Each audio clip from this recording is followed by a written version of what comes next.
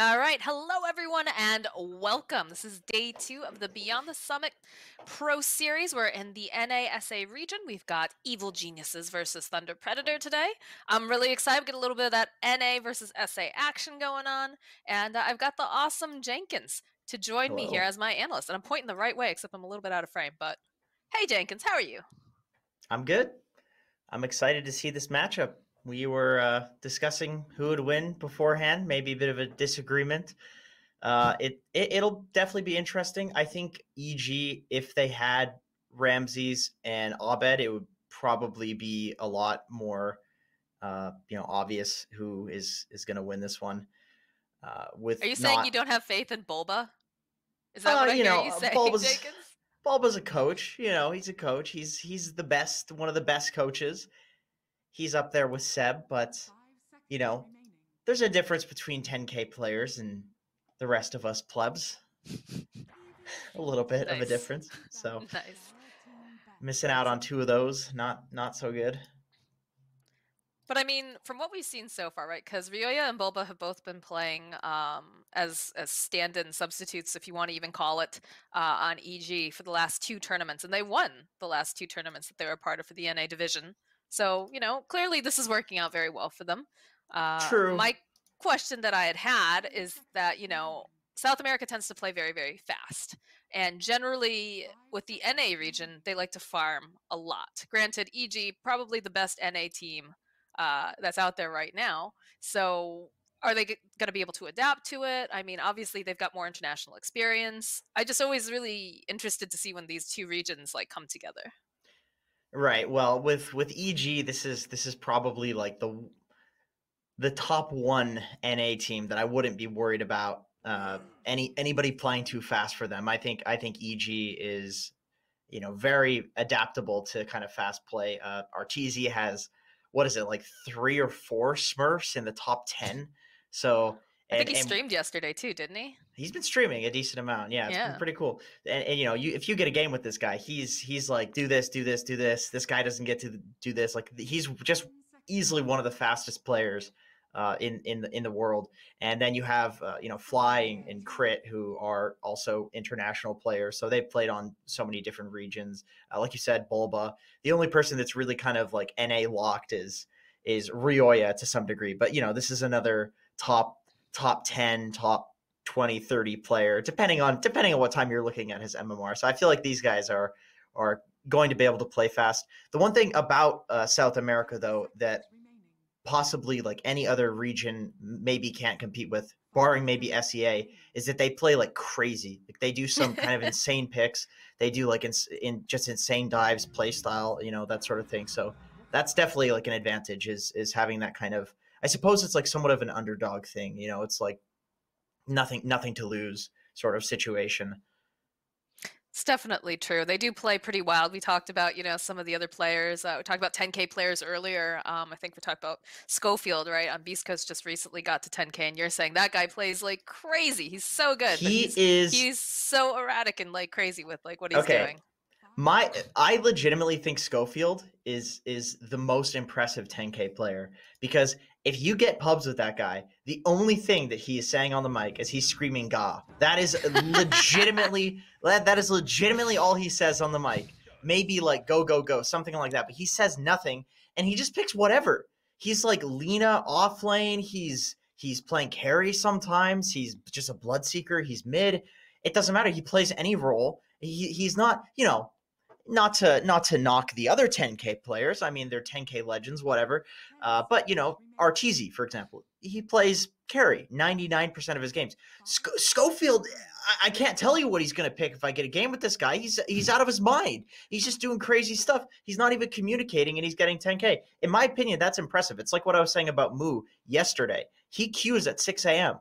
and he's still top 10 MMR. That is more impressive than people that don't queue at 6 a.m. and stay top 10 MMR. That's like the weights in Naruto, No, and that's that's not. Nope, Schofield. nope. That's the wrong anime. Wrong No, that's the anime. right. That's the right one. Is The it? Goku. Well, you're Yeah, talking. the No, not Goku. Goku's the Goku's super Dragon Ball. push-ups. Yeah, Dragon he's Ball the Z. super push-ups with the gravity, and Naruto is the weights. The Oh, okay. guy, The guy who's like the fighter, he doesn't have the. I don't know the. I don't know. I don't watch I just Naruto. know there's like a fighter guy, and he has no special powers other than the fact that he just fought with weights on. So he's Okay. like a super strong fighter when he takes them off. I don't know what that guy's name is. Maybe Jack can help me out. But he's a cool guy. And that's Schofield. And Schofield is not on Thunder Predator, obviously. We did segue a little bit away from these teams, but we were saying, the fact that South America tends to be more unpredictable. They do things that a lot of the other teams might not necessarily do, such as certain dives or, moving around the maps just a little bit more erratically, which in this case could work out to benefit them. But I do think it's funny. I was looking at the bans over here. The first thing that's banned is Bulba's Centaur, because I think in the last, what was it, the last tournament, I think he played Centaur like 5 times. Like that was like his go-to hero. He did the best with, I think. So they took that out immediately. But how do you feel about Pango? Because I heard some of, like, I was listening to the ESL and the guys were talking about how they thought Pangolier is like one of these up-and-coming heroes. I mean, it's the top pick in ESL LA, so it's definitely up and coming. I think the roles that you can play Pango in have been kind of expanded. People are understanding that maybe it's not just an offlane hero. It kind of felt like an offlane hero to start just because of what he does with his skill set, but people started playing it mid, getting this big advantage. I know Ryoya is a huge Pango player. He's been playing a lot of that, so we can definitely see that mid. But then also in the offlane, people have gotten a lot better at doing like creep wave manipulation. So they've been grabbing up 2 waves and then pulling it to like their tier 2, tier 3. And sure, okay, so you have this problem of Pango being a kind of garbage laner for the first few levels, but when everybody's just grabbing 2 or 3 waves and basically skipping the first few levels, is that a concern with Pangolier? No, not really. So that opens up these picks in the offlane that would otherwise be kind of traditionally punishable at level 1, and that's Pango. And so I think that's a big reason why this hero has been able to be picked in kind of the first or second slots, is because you can play it in multiple roles now with how the meta has shifted. And I mean, Pango's just been pretty solid for a while. The build has also changed on Pango. People are doing this like Vlad's pipe, that sort of thing, not just going for the Lukey build where you go for just pure damage, although that's still definitely an option. So it's nice, like we talked about with Snapfire, it's nice to have the ability to do just multiple different builds and things on a hero. And then you see that they picked up the Chen for the side of Evil Geniuses, so they are looking to push quite early. They've got that extra regen that's going to be coming out as well. So yeah, like we talked about SA being, they play fast, but Evil Geniuses seems to feel like, yeah, they want to play fast. We can definitely, play just as fast, if not faster, with what they've got on board right now. Granted, we've only got the 2 supports coming out from the side of Thunder Predator so far, with the Grimstroke and the Rubik. Some decent spells for the Rubik to steal coming out from the side of Thunder Predator, but I would like to see some sort of combo with this Grimstroke. I feel like there are some games where this hero gets picked and there isn't really a hero to throw the bubble on. There isn't really a hero to throw the ultimate and have kind of a double spell cast, and that can feel pretty.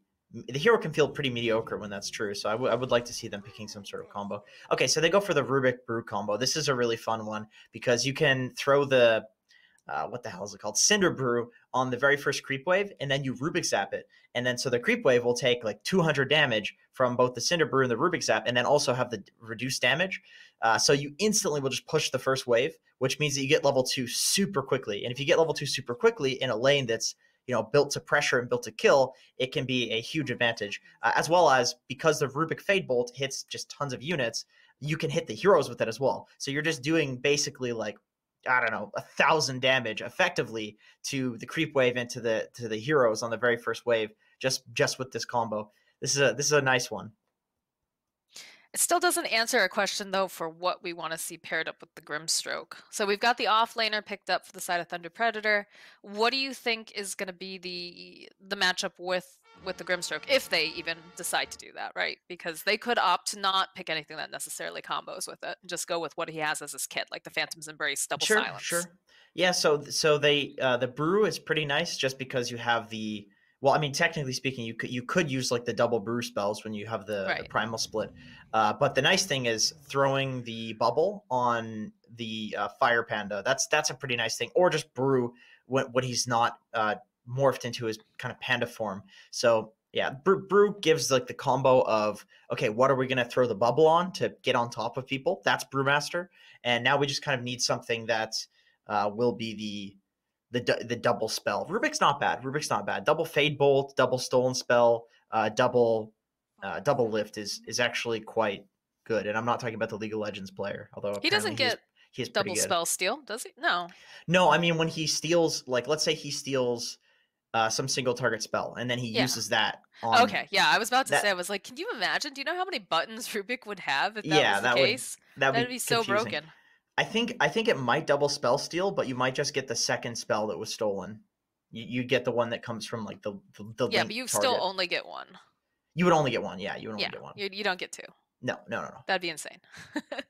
That'd be cool. That'd be a cool combo if that Yeah, but were. then think about like some of the spells, like they have the what is it? You know, you've got a secondary button for that particular spell. So if you take like two of the spells and then you have a whole bunch of other buttons, like that'd be insane. Too Right. much. That would get pretty complicated. Then you're playing Tinker at that point. No. Yeah. Uh so they do pick up the Ember Spirit. I do like what they've got here for their draft so far.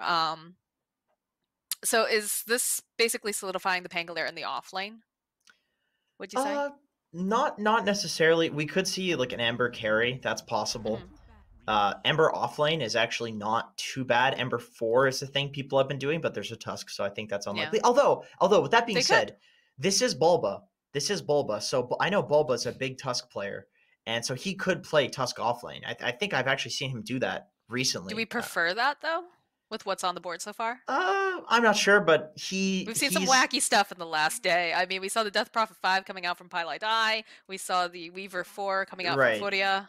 So with Bulba, what I'm thinking is that he has been pubbing for the last couple of years as a coach for EG. So he's just been messing around, picking whatever hero he wants. He hasn't been playing offlane. So that's what I'm thinking here is that it's possible that he's just picking himself some sort of comfort hero because Tusk is I don't want to say totally viable offlaner, but it's reasonable. It's reasonable. You can go for some Vlad's Deso build, and it's pretty good. And I know that is one of Bulba's comfort picks for 4 position, which is primarily what he's been playing throughout the years of coaching EG. So now that he's kind of standing in, I could see him picking one of these overlap heroes between 4 and 3 position.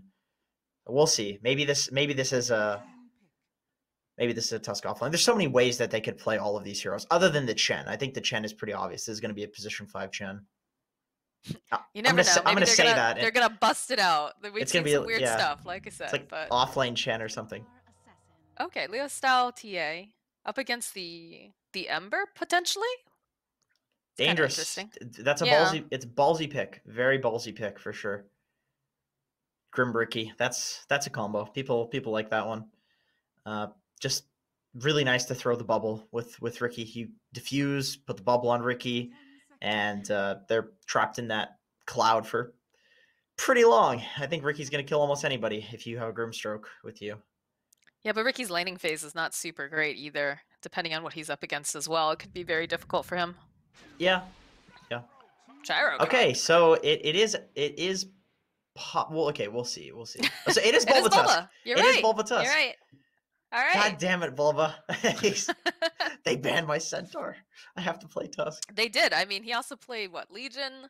I think I saw it in a Baden game. But the big thing it seems for Bulba, especially from what all the other guys were saying, is that like Bulba needs to have a really good laning phase because he has a difficult time trying to get back into the game otherwise. So maybe that's one of the things they've thought is like, all right, let's give him a comfort hero. Let's give him something that he can maneuver quite well with. And if he does fall a little bit behind, he knows the hero well enough that he can get himself back into the game. Yeah, exactly. Bulba's a smart enough drafter to realize that he can't just pretend that he's been playing offlane for the last couple of years. It wasn't happening. So it is cool to see that this is what a good drafter decides to do in a situation like this where you have a stand-in, is that he doesn't try to make the game.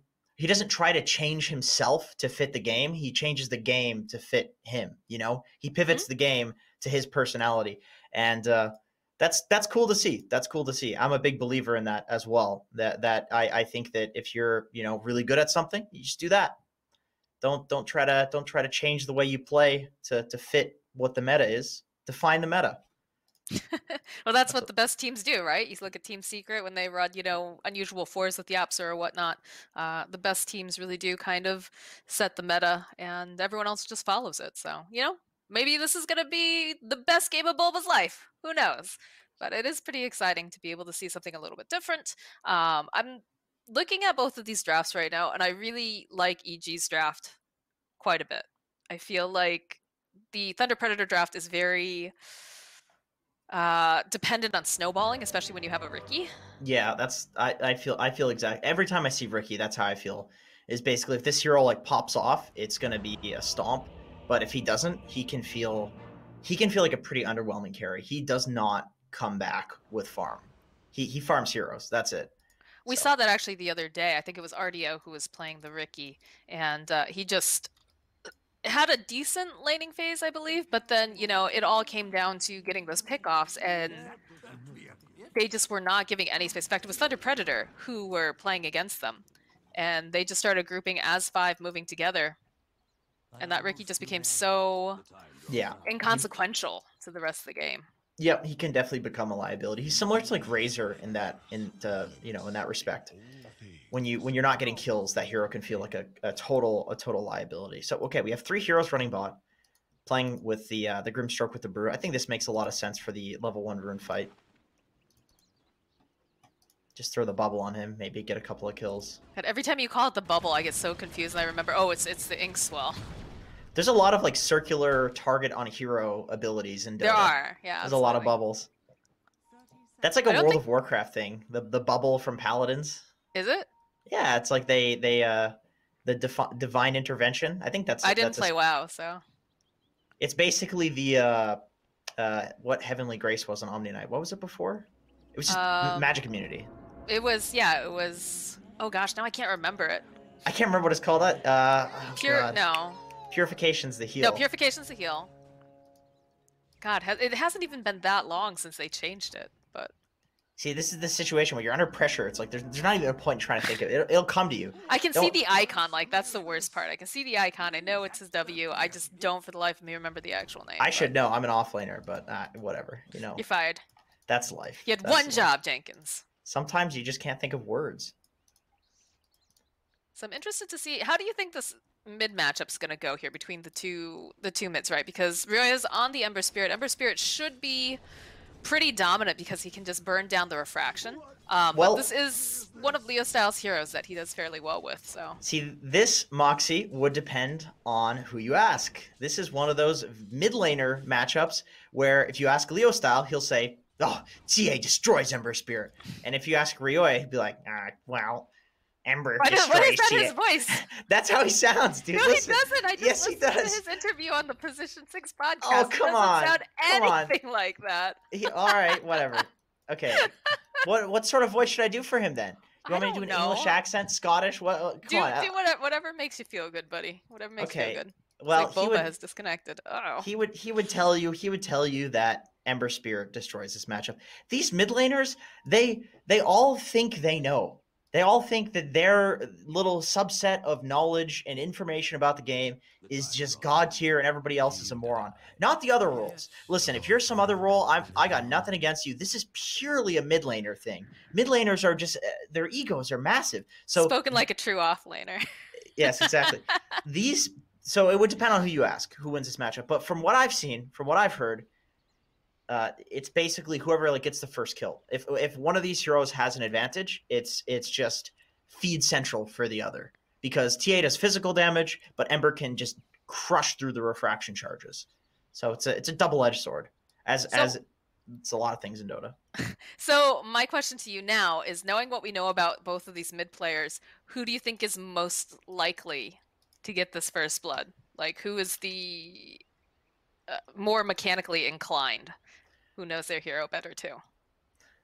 I hate to give you fence-sitting answers to your questions, but legitimately, this is a very close mid lane matchup. And I say that because I played on a team with Ryoya, and Leo Style is one of the few players that he was always mortified to lane against. I hate to call him out, really? Dox him on this, but he really, really respects Leo Style. I distinctly remember that, and I don't know if that's still the case because this was a couple of years back, but he was afraid of Leo style. He thinks Leo style's laning mechanics, mid lane, are just insane, and we've seen that. We've seen that in this tournament so far. Well, I'm really interested then to watch this mid lane. Oh, And top see lane. what ends up happening. Crit's off lane. Bulba's actually playing 4. Oh, cool. Maybe okay. they just feel like this is more comfortable for them. I think this makes sense. I kind of like the Pango as the 3 more than the 4. Honestly, I feel like a little bit of farm is pretty nice on this hero.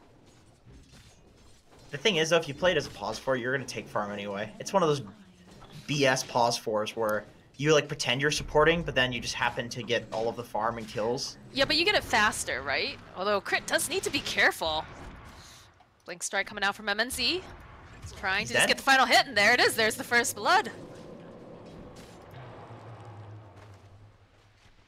I'm surprised that EG is not doing wave shenanigans up here. I feel like Tusk Pango is not a good lane until you get a few levels. You know? So you think that they should be like creep cutting and whatnot? Yeah, I think so. Okay.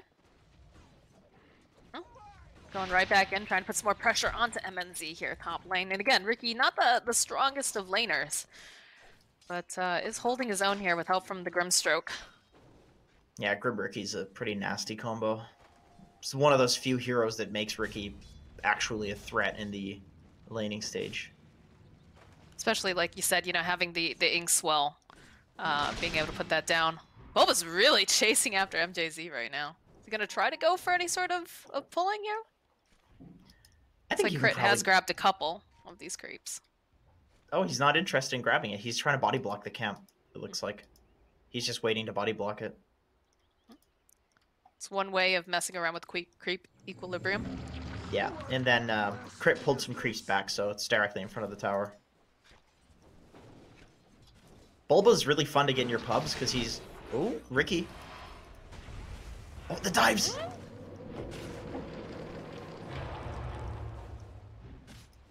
Nice discipline. Yeah, they're just playing back and forth here. Anyway, Bulba's fun to get in your pubs because he's really good at... I say that as he's soaking XP, but he's really good at just kind of giving you a good lane and then leaving and helping the other lanes, from my experience. When I played with him, he did that and made my game really good. He was tiny, so maybe a little different from Tusk, but...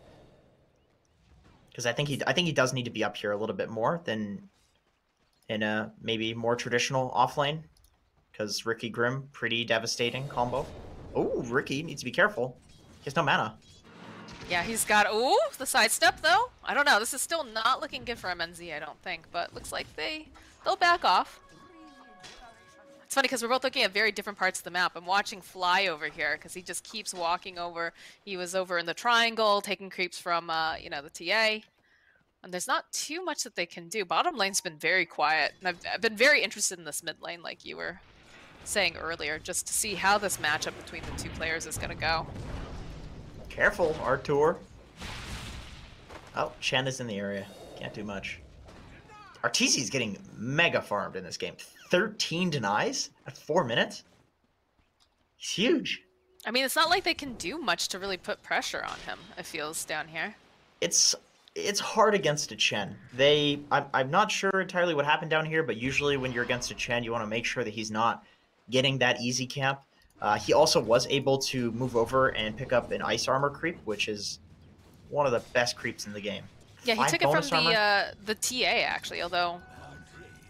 Are they going to be able to find a kill here on Bulba? They're turning back around. They've got the Inkspell. It's a dead Bulba, so he's going for that rune. If they can turn it back around, though, possibly. Can they get MJZ? Oh my god. No, he's not going to be able to find it. That new oof slow, that legitimately just saved him there, is the fact that Ricky used the tricks of the trade, which put the oof on him, and then he couldn't catch up. Nice little play with that. Some action here in the mid lane. You can see Fly keeps showing up. He's keeping tabs on Leo Styles' camps, putting the pressure down. Matthew tried to push him back earlier, but he wasn't able to do much of anything. And we can see that frost armor being thrown out over here onto Fly, thanks to the creep. Needs to be careful of that courier. Bulba's mid, too. This is a 3v3 mid. A lot of people mid, yeah. Starts putting some pressure. Looks like MJZ. I don't think he's going to be able to make it out in time. In fact, yep, the snowball connects from Bulba, and he finds himself a quick little pick off there. The 5-minute mid rotation. I'm surprised to see that this is still a thing, just because it's been a thing that EG has done for a really long time. Is the moment it hits 5 minutes, they're just mid with that catapult, and as you can see with the catapult being dead, they just back off. They got some pressure on the map. They forced some supports mid, and now they're top, killing a Riki. Or are they killing a crit? They turned that right back around. Now Bulba trying to run away. He's not going to be able to. That oof slow. We talked about it. Gets that final hit in, and MNC again. We mentioned the fact that Riki, not the greatest laner, has to get pickoffs, and he's not even getting pickoffs, he's just getting kills within his lane. And a lot of that has to do with the fact that it is paired up with MJZ, being able to put out the Ink Swell or whatever here. Silence gets throws out immediately over on crit. They'll follow up, he's going to have to just try to run away. This oof slow we talked about it. Blink strike again, one more hit. MNZ, what's he up to now? He's up to 4 kills. As in the bottom lane, there's a super dive going on as they manage to take out Frank, and they'll be able to find a kill on Matthew, but Bulba will get taken down from the tier 2 dive. These off lanes are a disaster. Excuse me, offlaners, please just stop feeding. Your other lanes are doing fine. Y'all just need to relax. Good lord. Oh, this top lane. I'm shocked that it's going like this. This seems to me like you're throwing 2 4 positions in the off lane, and which is crazy because I feel like Bulba and Crit, they should know how to do better than this. Come on, guys, what the hell? Leo style, he needs some help, and I don't think he's going to be able to find it fast enough. As they do have the snowball, they're going to toss right back down again. It's a dead Leo style now. Matthew, are they going to try to dive beyond this tower? Looks like they're going to back off a little bit. Really and nice a double rotations. Damage rune for Ryoya. Feels good.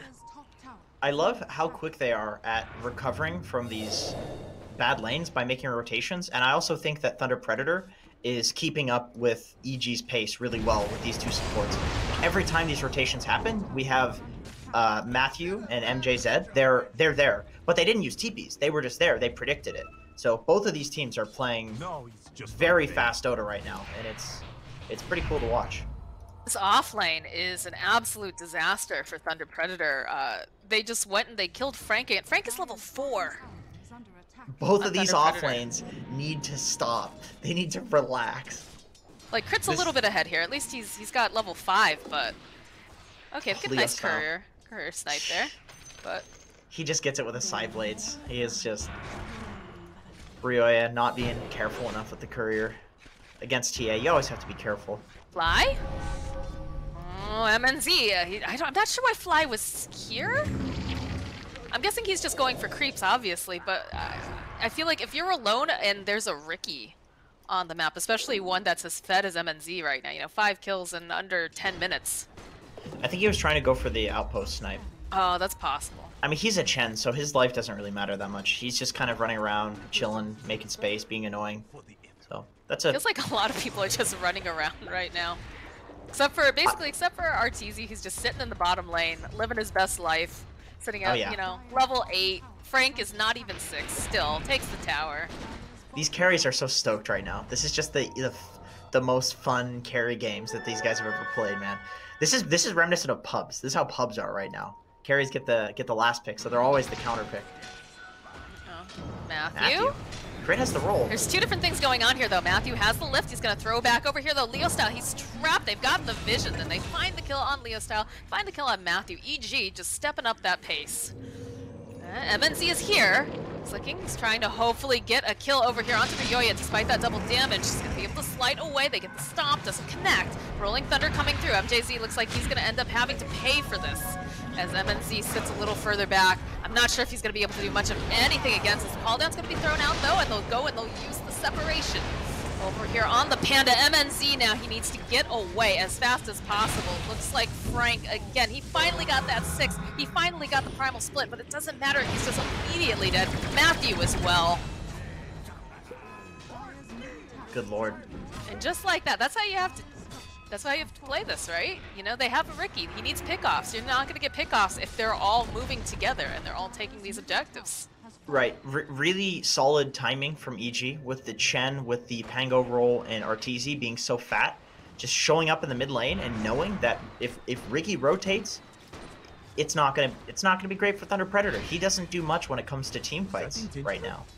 Whereas Gyrocopter, of course, this hero is one of the few carries that's able to team fight.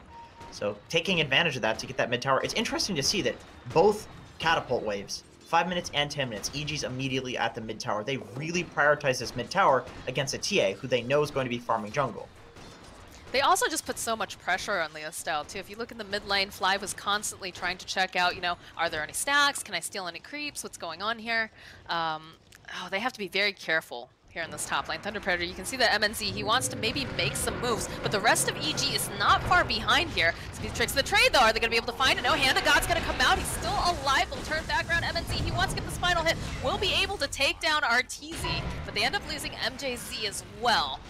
As MNC having to just blink strike away. Rolling Thunder coming through. They did have the dust on MNC, but it's already worn off at this point.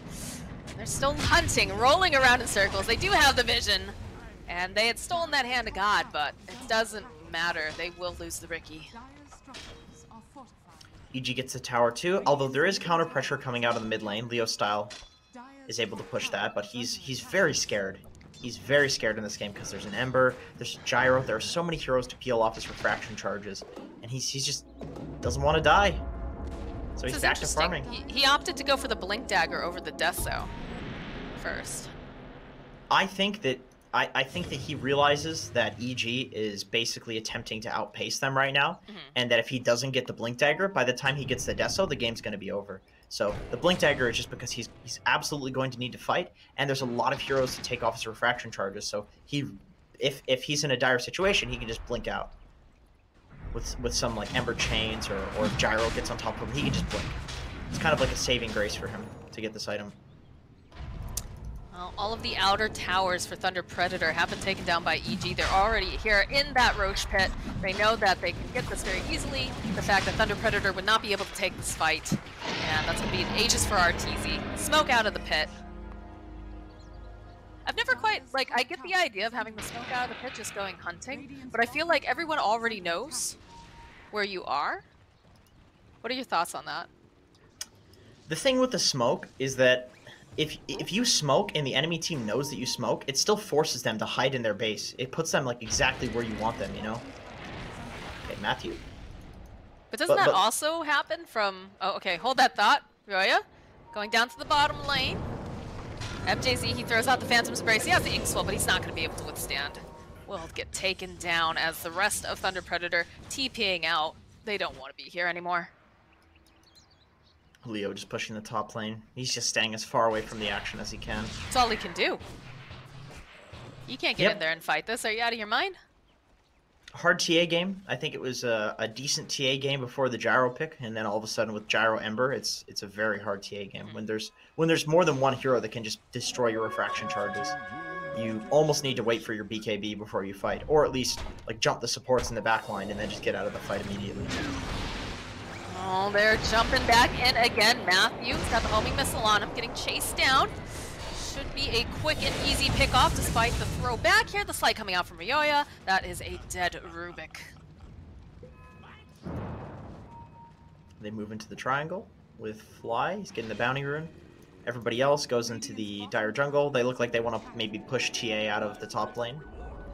Yeah, you can see earlier that Bulba actually circled that portion of the map saying, all right, we got to get up there. There's no vision actually off to the side, but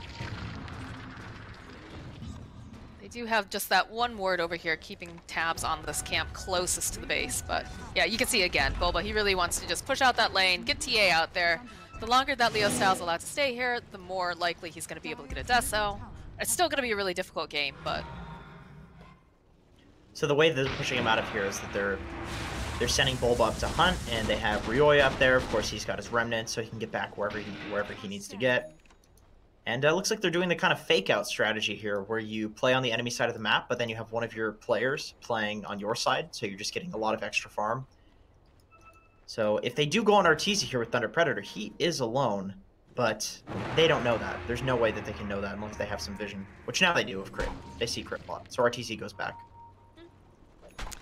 Crit, of course, does have that dust on him, too. Might be trying to bait a little bit. It's interesting how they're just, you know, really commanding presence in all three of these lanes for the side of EG. MNZ waiting really patiently. MJZ throwing out the Inkswell. We talked about this, plus the Phantom's Embrace. They should be able to get a pick off here on Crit. As now Matthew joining the bottom lane.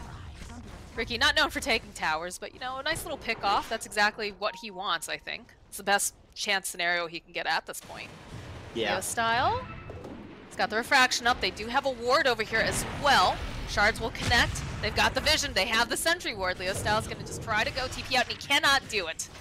Not with those searing chains, and plus the blade mail coming out from Yoya. Leo Style just slices himself up. I didn't know Leo Style played with auto attack on, but he was meld striking, pressing S key. It looked hilarious. Yeah, he's definitely stuttering a little bit with those movements. That's going to be a top tier 2 here for the side of Evil Geniuses, and they're just playing so nicely. It feels very clean Dota. Yeah, they're immediately from objective to objective. Very few mistakes, other than some particular players that maybe aren't in their comfort roles. It doesn't matter. At the end of the day, it's are you winning? Are you taking their ancient, their buildings? This is true. That's all that matters. It matters if you can play together as a team, so. It's very difficult for them to get anywhere near this, right? Like, look at the amount of just lockdown that they have, the team fight as well. Frank has had an awful time this game, unfortunately for him. He's struggled very hard. They don't have the Ricky because, you know, what can MNZ do right now? He could join in the fight, but I don't think he's going to be able to do a whole heck of a lot. Look at that. Matthew's not even, he's so far away over here. And he's They're actually sacking the racks. They just sack the racks. That's not a great position to be in where you have to give away racks because you can't fight. But it is a very disciplined, high-skill decision to not just throw the game in order to defend a racks that you can't defend. I think that's something that only good teams will make that decision. I mean, you don't want to be in that situation in the first place, but... They know Leo Styles here. He just saw the courier. He stayed just a little bit too long, too. I think he really needed to run as soon as the courier got taken down. The refraction is not going to help you, Leo Style. The rest of the team is here. Ryoya gets himself yet another kill. And it's still a ways off now here for the TA. The buyback comes out, though. Leo Style wants to be a part of it. They managed to get a pretty decent soulbind off, but they're just not able to finish up. There's going to be the Rolling Thunder coming out from Matthew. Managed to steal it. Hand of God comes through. They will be able to take down Arteezy. They'll take down Fly. You can still see that roll coming out. They'll turn back around. Is Ryoya going to be able to make it out? He's silenced up. Is going to get taken down. As now, you can see Frank. It's Frank's revenge. He's trying to just slow down Crit here. Crit, he does have the swashbuckle. He's going to try to run away, but the Blink Dagger coming out here from Leo Style. Inkswell, and just like that, Thunder Predator take a great team fight.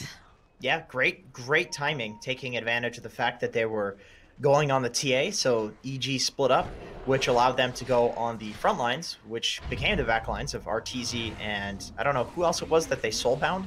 They got off a nice soulbind, and that resulted in killing 2 heroes, which means that they can kill the rest of the heroes pretty easily.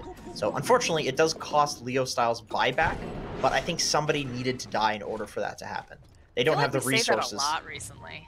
I think that's a very common play that people are making right now, is the thing, because when there's a 10k gold deficit, you have to. Uh-oh. Oh, Boba, wrong place, wrong time. You can see, though, Ember Spirit, Ryoya is looking to see if he can get some sort of a pick here. They don't have the detection for the Ricky, though, over here on the side. So be Rolling Thunder again. Matthew, having stolen that, should be able to find a second kill here onto Ryoya. They'll go, will take him out. Now they've found themselves Arteezy down here. Flat Cannon coming out. Crit, Rolling Thunder forward. He's looking for MNZ. He does manage to dust him, but they don't have vision over here in this tree line. MNZ should be absolutely fine. Could actually opt to just TP out if he wanted. Does spot out Arteezy. Wait a minute, here. He's Arteezy TP top? They saw him TP top. He's TP'd out, and now the rest of the team, they're gonna pay for this. Crit here, silenced up. They take him down. Fly running right back into the base. Oh my god, the throws. The plays from Thunder Predator, they're capitalizing. Like I said, I think EG's playing fast, but Thunder Predator, they are matching the pace of EG for sure. And Ricky's going top. They're going to try to kill Gyro. They know he's stuck here. He TP'd. He has no BKB. I think Ortizi's dead. I don't think he survives this.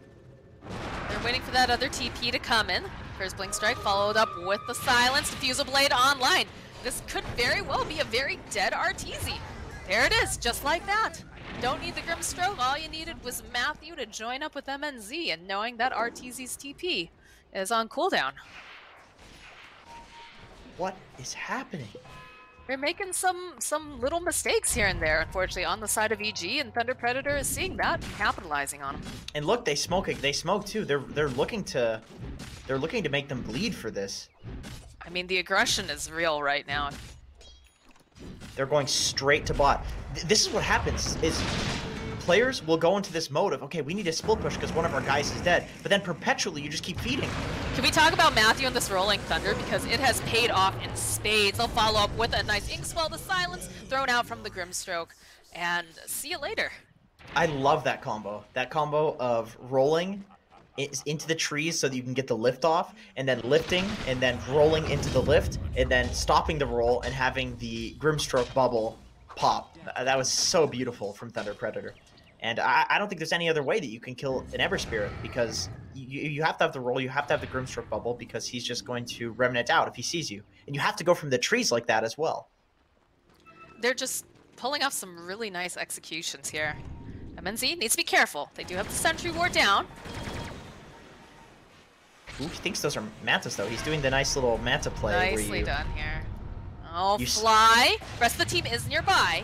We got the Deso online now for Leo style. Fly trying to run away. They'll get the call down. Silence being thrown out, but MNZ, he'll find that kill. Nice soul bind on the back end. Ryoya and Arteezy, they're going in two separate directions. They need to decide where they want to go. MNZ gets himself a double kill, kills off Bulba, and they're still looking for more here. MNZ chasing down Arteezy. Trick the trick. Triple kill coming out from MNZ. And now Ryoya, he's trying everything, but look who's waiting for him. There's a Ricky over here, and he wants blood. Bulba bought back for this. He's got to run away as fast as he can. Tricks the trade again, followed by the Diffusal. Snowball coming through. Crit's gonna get taken down by Frank. He goes back around with that Snowball.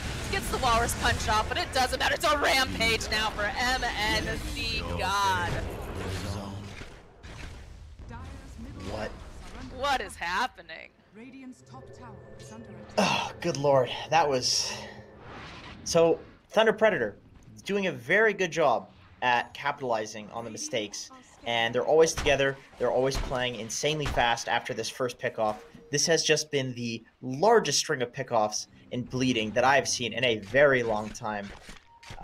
Very nice play from everybody, honestly. The annoying thing that happened in that fight is that the Inkswell was put on the Panda, and then he tried to get the Primal Split off, and then he failed, and then he got the Primal Split off, and then it actually stayed on the Fire Panda, but you couldn't see the bubble. So it stunned like 2 or 3 people in that fight, when maybe it shouldn't. Was that a bug or a feature? It's a feature. That's a feature. If you're a Brew player. If you are, yeah, for sure. Very nicely executed team fights. You got the Aegis online, now it's a Cheese as well. All of that started too with the really nice play from MNZ, where he throws in the illusions, quote unquote. Quote unquote, yeah. You know, the making way he it look it together. Yes, that's always such a nice play. So it gave EG this really false sense of security that the real Ricky was the other one that was running the other direction, and you know, they played right into his hand. He got full vision of them. We saw someone yesterday, right, who did the same thing, because usually when you see like a hero running away with like the Manta, like making it look like, you know, it's an Illusion Rune or Manta or whatever, it's usually done very defensively. It was who played PL yesterday? Phantom Lancer. Was it? I think it was. Was it Thunder?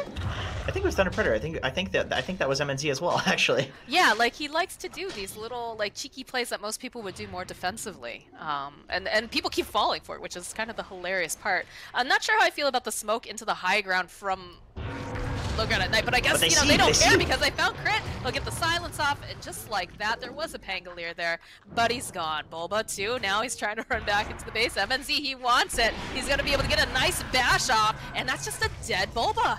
That's a double kill now. MNZ is just out of control on this Ricky. He's snowballing. 16-1-7. So whoever placed that ward is a god. Is the MVP here?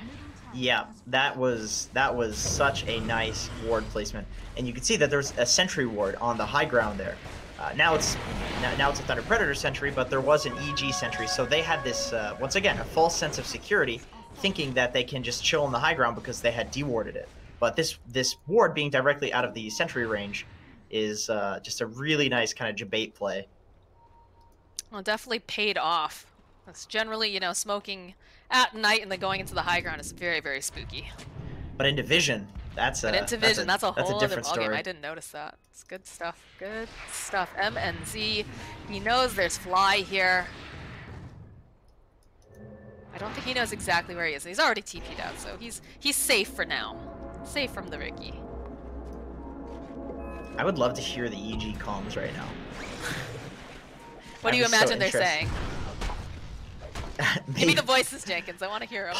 Possibly dead silence with maybe crit talking in Bulba. I don't know.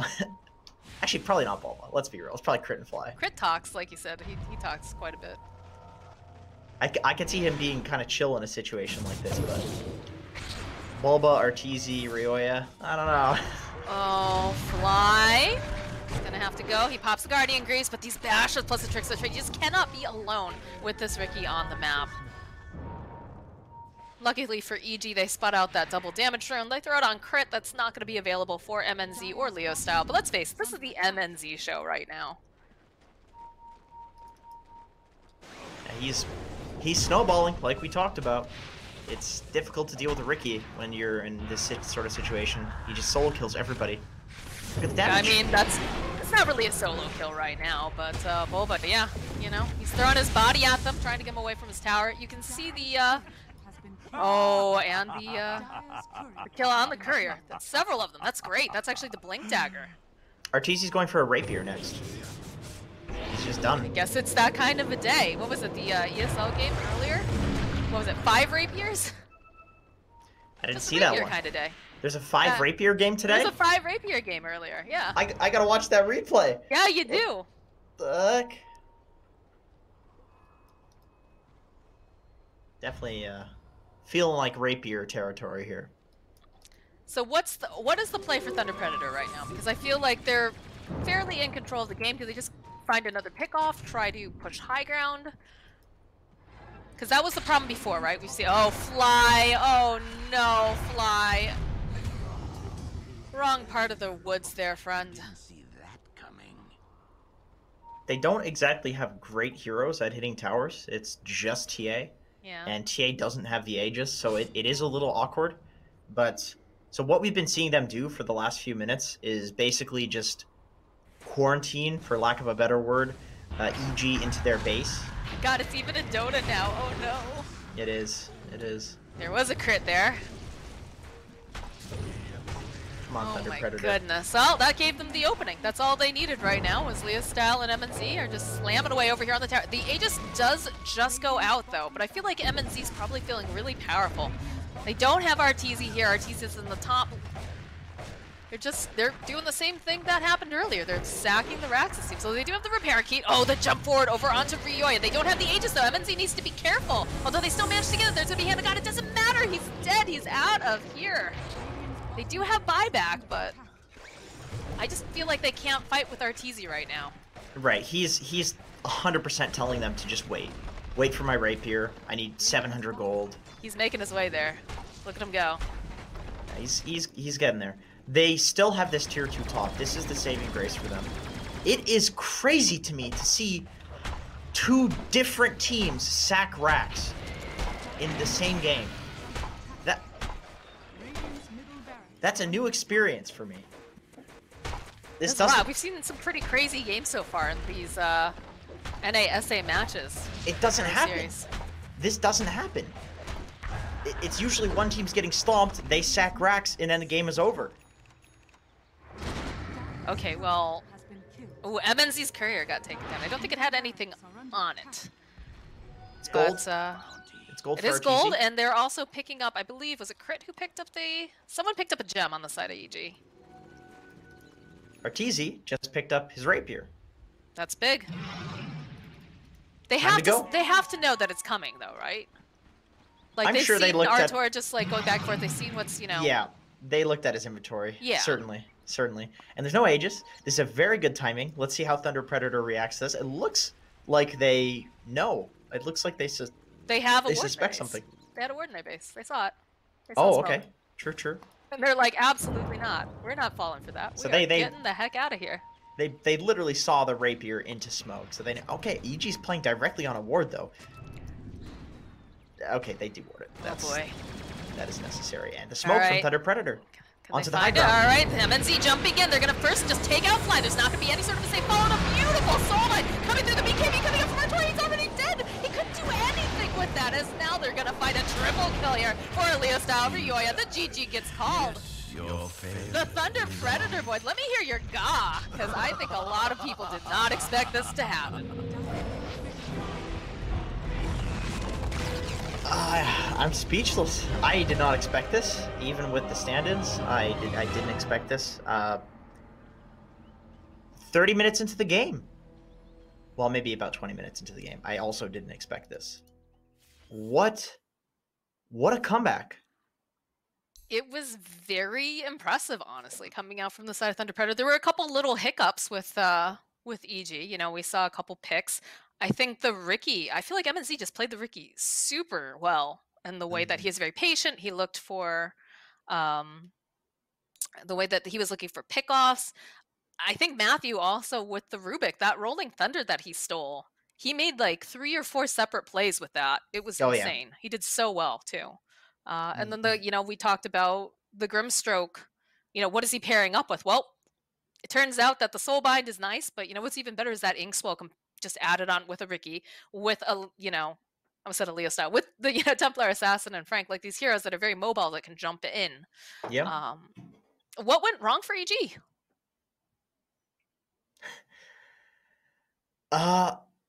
Honestly, I gotta say, the way that Thunder Predator capitalized on the Leo style death, where he died, there was the split of EG, and then immediately Thunder Predator took the split fight, killed like the 2 or 3 EG heroes, and then jumped the back lines. Right? Yeah, that was just beautiful, Dota. That was amazing. And then after that, at that point, EG's still fine, right? 2 racks up. You don't really care that much about that. You'd rather not lose 4 heroes, but it's okay. But the way that Thunder Predator then played the map with such urgency, first over here killing Ryoya, then they see that Arteezy TP's out, so they go on his friends, then they TP to kill Arteezy with 2 different heroes. The lightning speed at which they executed these ganks on EG after that play is what really makes that game to me. Is that was nice. That was really nice. You could tell that they felt the urgency. And this is definitely what happens when you're in a situation where there's a team that you feel like you're the underdog, is that sometimes it's actually hard for the tier 1 team or the better team to keep up with the pace of just the rush that you get, from like, okay, the ETB top, go top, go top. Like, their comms was just insane for Thunder Predator. I said I would like to hear EG's comms, but I would have liked to hear Thunder Predator's comms as well for a totally different reason. For sure. Yeah, well, I mean, for a lot of people, that was very, very surprising. Thunder Predator taking game number 1. This is a best of 3 series, though, so you'll have to stick around and see if EG is going to be able to bounce back. I think they're going to pull some tricks out their sleeve here, but we'll be back with game number 2 after a short break.